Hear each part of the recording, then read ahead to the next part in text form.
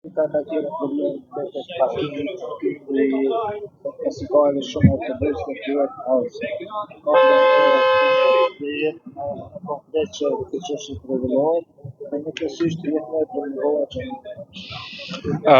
Po është një ndër çështjet për cilën ne po punojmë, janë disa opsione për të zgjidhur çështjen e parkingut.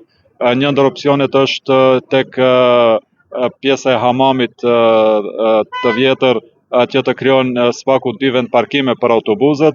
Opsioni tjetër është që të sigurojmë në marrëveshje me Spitalin e Tetovës të sigurojmë vend parking për autobuzët edhe tek spitali, te parkingu i Spitalit të Tetovës. Për momentin jemi duke punuar në rehabilitimin e hapësirës tek hamami i vjetër, që të shohim sa do të na ndihmojë ajo për zgjidhjen e këtij problemi. Nëse do ketë nevojë, atëherë mund shkojmë edhe me opsionin e dytë që të sigurojmë hapësira shtesë për parkim edhe tek Spitali i Tetovës. Përveç xhamisë larmë është edhe Arabati Babateti dhe Kalaja e Tetovës. Këto dy janë historike. Mendon se do të rritet nëse investohen në këto dy pika?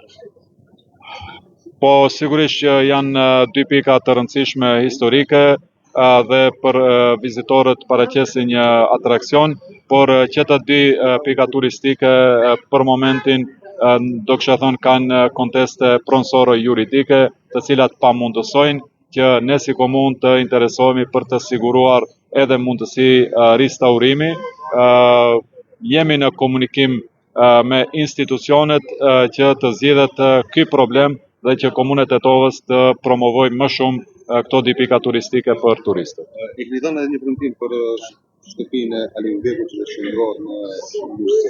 Deri kur është ai iniciativë? Ne kemi kërkuar deri tek qeveria që të na japë në shfrytëzim të përhershëm këtë objekt, që pastaj Komuna e Tetovës të nisë procedurën formale për themelimin e institucionit, më thënë si shtëpi muze.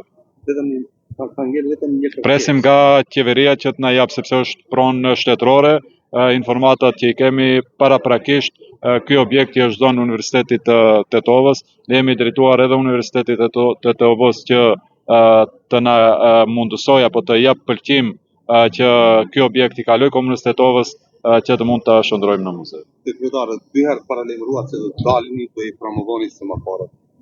Shtyllat janë të vjetra dhe nuk janë vendosur disa pajisje ashtu siç janë paraparë. Si i keni promovuar deri tani?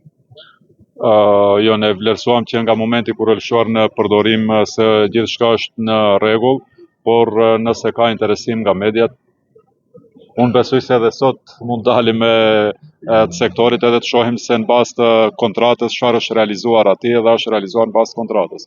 Besoj se nuk e di është përgjegjësi i sektorit. Okej, do e thirrim përgjegjësi i sektorit, do dalin dhe bëjmë një inspektim publik. Besoj se në rregull jemi.